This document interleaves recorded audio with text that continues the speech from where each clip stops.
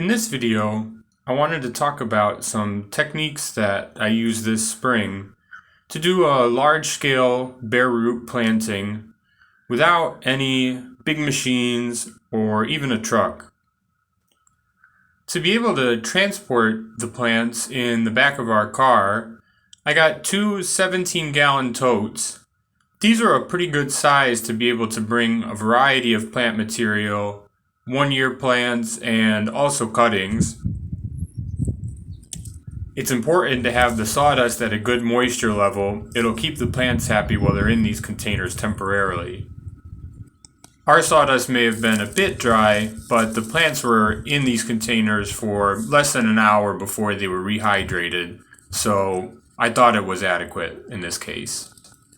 And once the sawdust is removed, the 17-gallon containers could also double as a rehydration container. To plant, our basic technique was to cut a hole with a spade, and we want to be as generous as possible with the size of the hole. That way we can really thoroughly clear the weeds out in a good sized area around the plant. We worked up the soil a little bit extra with this Japanese hand hoe.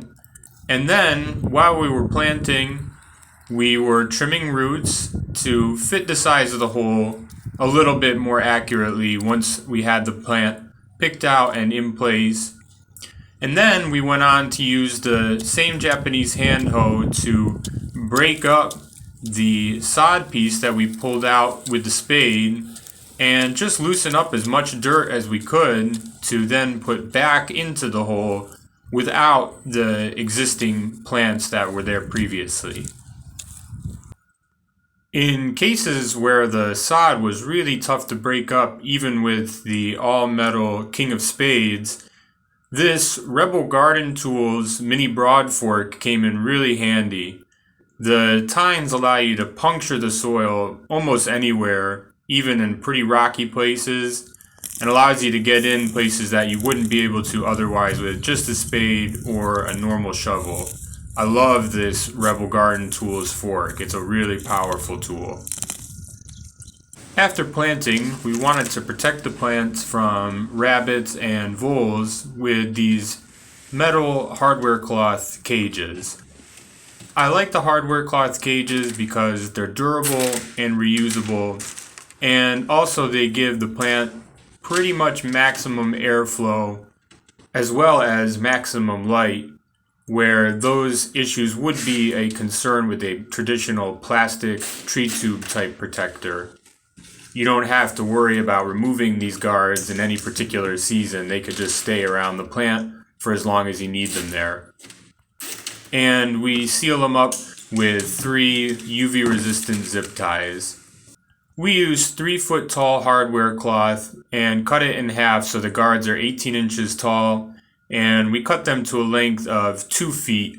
At that size, these rings are pretty versatile with bare root plants. Not too big, not too small. We haven't figured out the perfect stake yet. We opted for bamboo in this case because it was easily available. We just purchased bamboo stakes from the store. We cut them down to about a 2-foot length. If you ever work with bamboo for stakes, keep in mind that traditional pruners and loppers won't work to cut these. The bamboo is pretty brittle, so it'll just crush the bamboo and ruin some of its integrity.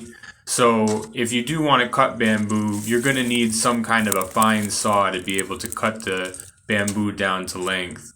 And the other issue with bamboo is it's not going to be super durable long term, but in this case, we decided that that was going to be an okay compromise for us because these guards aren't going to be around these plants for many, many years, just probably a year or two.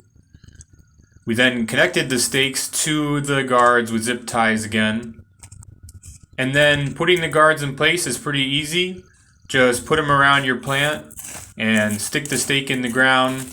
You could try to compensate for any little hills and anything like that, trying to tilt the guard forward or backwards, but for the most part, these guards just work. In this shot, you can see one of the areas that we planted. It may not look like much, but there's probably close to 75 plants in this area. We planted a combination of willows, both rooted and cuttings, hazelnuts, river locust, forsythia, mulberries, and a bunch of other plants in another area too. The theme with this planting was shrubs, not trees, that could be coppiced at a later time and remain a part of the landscape for a long time. And I didn't get any shots of us mulching, but I would highly recommend mulching a planting like this.